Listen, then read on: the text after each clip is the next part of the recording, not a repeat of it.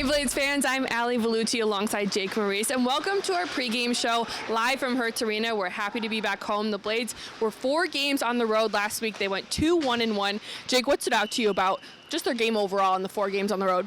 What really stood out is how well they responded to some tough losses. They had a couple of games. One they lost in the final minute, another one where Greenville was able to score in the final minute and then win it in overtime. Those are tough games to respond to emotionally, but both times Florida came out, put together a really solid effort the next night, outplayed their opponent for good chunks of the game, and were able to pick up solid, convincing wins. So that shows that this is a group that has a lot of character. This is a group that it's not going to go on long spells where they just aren't getting puck bounces, aren't getting wins. This is a group that's going to be able to respond very well throughout the season, because if they can respond well on a 4-game road trip where you're playing different teams pretty much every night, then you can respond in any situation pretty much. Florida special teams has been a struggle throughout the season so far. Head coach Brad Ralph has said that himself. Atlanta's road PK is sitting in first place at 100%, so the power play here for Florida is going to have to be sharper than ever at this point.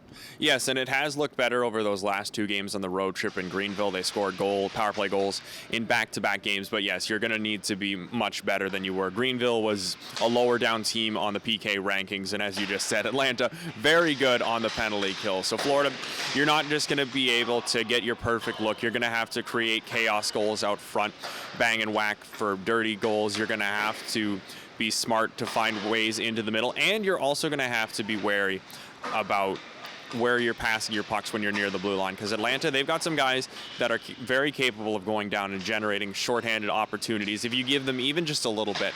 So for Florida, obviously when you're on your power play, you're focused on scoring a goal for yourself, not preventing a goal for the other team, but you do need to just keep an eye on those guys, and just the most important thing is be smart with your passes, because then you'll be able to keep Atlanta away from anything shorthanded, and you'll be able to generate something for yourself that you can finally be the first team this year to break through Atlanta's road PK.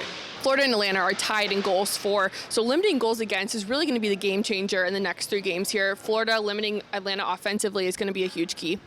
Yeah, these 2 teams, they both have talented guys that can score. They both have guys that are going to neutralize each other when they're matched up against one another. It's going to be interesting to see how head coach Brad Ralph is going to match up his top guys against Atlanta, or if he's going to try getting more defensive specialists to try and shut those guys down and let his own offensive guys burn against weaker matchups. One of the keys, though, for Florida defensively is going to be locking down their own blue line, not allowing clean entries, forcing Atlanta to dump it in, forcing them to turn back and try for something else, because Atlanta, they've got some speedsters that can really hurt you off the rush. They've got some guys who, if they can find a clean entry and cut their way into the middle, they can really rip it from there in the slot area. So keep them to the wall, force them to just dump pucks in, and then get your blue liners to get back and get those pucks quickly out. And you can really limit what this Atlanta offense can do, especially also, Atlanta is a very good power play team. They scored 3 power play goals against Florida in the 2 game set these teams played earlier. They're second on the power play in the league right now, and Florida is 22nd on the PK. So the Everblades are going to be really challenged here, and one of the best ways, though, you can kill a penalty is just not even letting the opponent into your end.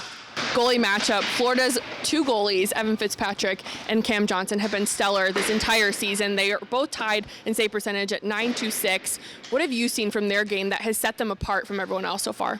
Well, I've seen 2 goalies that no matter how you're playing whatever night, you can reliably get wins just from those guys taking games for you.